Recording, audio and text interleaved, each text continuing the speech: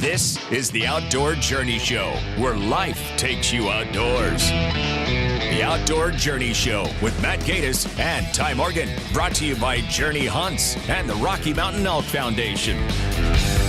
Welcome to the Outdoor Journey Show. It's Matt Gaddis, Ty Morgan, myself here, and we are excited to be talking today. It was just the other day we were talking about wolves and the seriousness of how big that population is growing. Yeah, it's a huge controversy these days, and some of the discussion about wolves are very interesting to participate in. You see it online, you hear it on the radio, you see it on TV. You know, me being in the outdoors all the time, I hear it from hunters and from outfitters and from everybody. And it's interesting because when you talk to outfitters, when you talk to ranchers, when you talk to people who make their living off of the land, there's a very strong stance against the wolf. But yet when you talk to animal rights people, when you talk to people who want to return things to what they're calling a natural state of the land, you hear a great value in wolves. And the problem I usually see is people aren't talking facts. Right. And really, if we talk about facts and balance and the things that we can be, and we have real information that's not tainted by someone's personal perspective or soul perspective,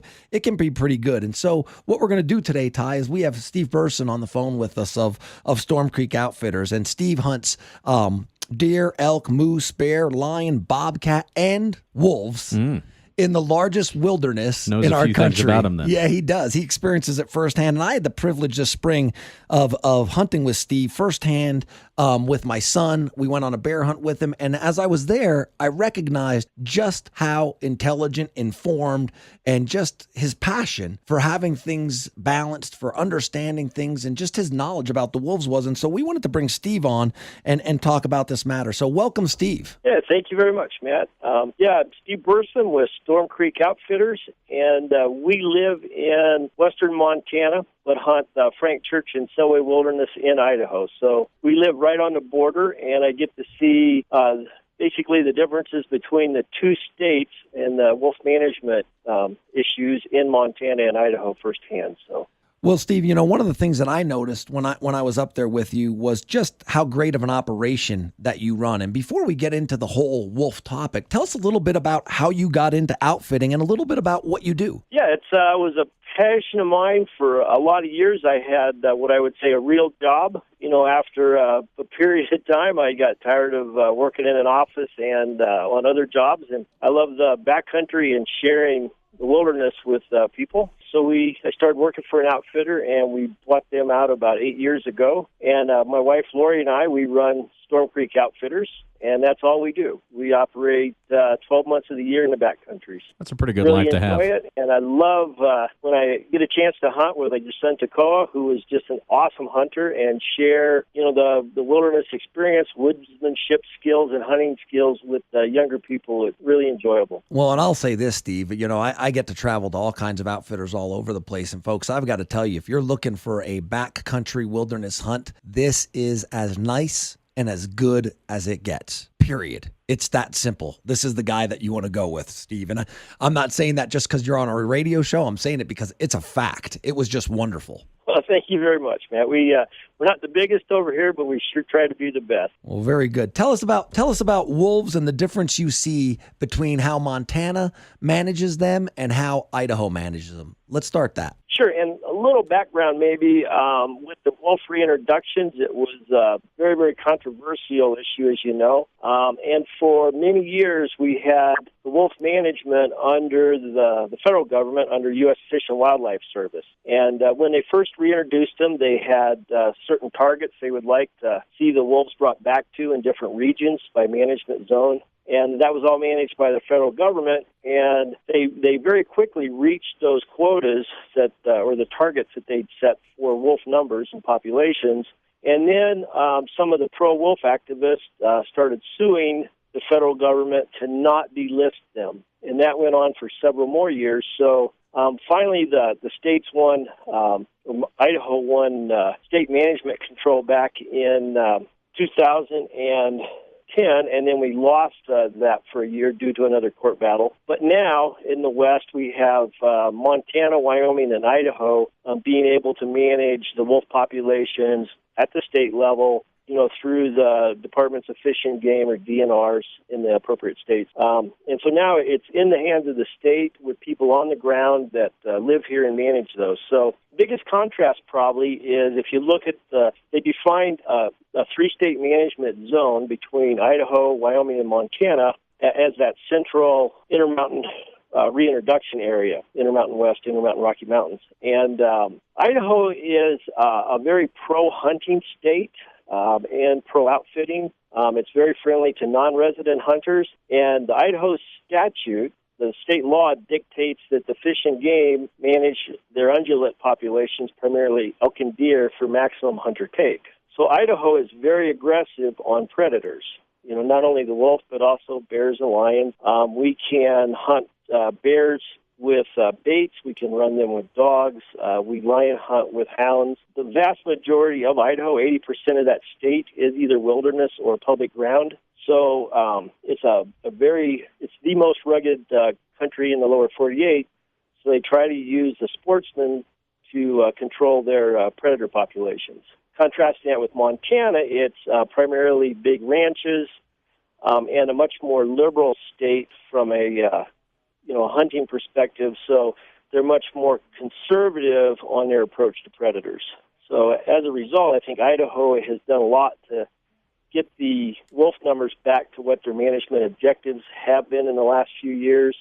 And Montana is doing more, but it's still a long way to go. So that's interesting when you start seeing the contrast between the states. I'm glad to see that the control's back into the states, at least in these three states. I'm really glad to see that because that's an important factor. And from my perspective, the pro-wolf contingent, it really depends on you have so many, they call it prey biomass, or elk and deer, and it's an argument whether they would like to have four-legged predators be able to harvest the elk and deer, or two-legged. And basically, the pro-wolf contingent really wouldn't like to have any hunter take. They would just rather have it be natural, if you would. Well, because you're on the ground, living in Montana, outfitting in Idaho, right on the border, what impact do you see of the game species from wolves right there where you're at on the ground? And it's several things. In Montana, because it's more ranching, a little bit more open, the elk populations have turned more, their habits and so forth are more like whitetails. They used to be more in the high country. They would always calve in the back country, little pockets and so forth, very remote. With the pressure from the wolves now, we're getting a lot of issues with elk down in hay fields, more in the ranches, a lot more rancher elk conflicts, deprivation hunts. So even though you don't have high elk populations, you're starting to get more problems with elk, on hay fields, hay stacks, and so forth. And they're issuing a lot of deprivation tags, even though the elk numbers aren't back to where they want. So the wolves have pushed the elk out of the forest onto the ranches where it's safer for the elk, because the ranchers, are pretty active on eliminating the wolf threats and stuff. Okay. Well, go ahead, Ty. I had a question, talking with, a lot of members of the Rocky Mountain Elk Foundation in the Montana area, maybe because it's not being regulated as much, but they're seeing one of these issues is these wolf packs growing into the sizes of, 15 and above. Is that something that you guys are seeing in the Idaho area as well? We did. The wolf populations and their behavior has changed dramatically since it's been in state control, and there's some hunter take. They're an extremely intelligent animal, probably the hardest animal in North America to hunt. They learn by observation. So what's happened is, before the hunting, they had very, very large wolf packs,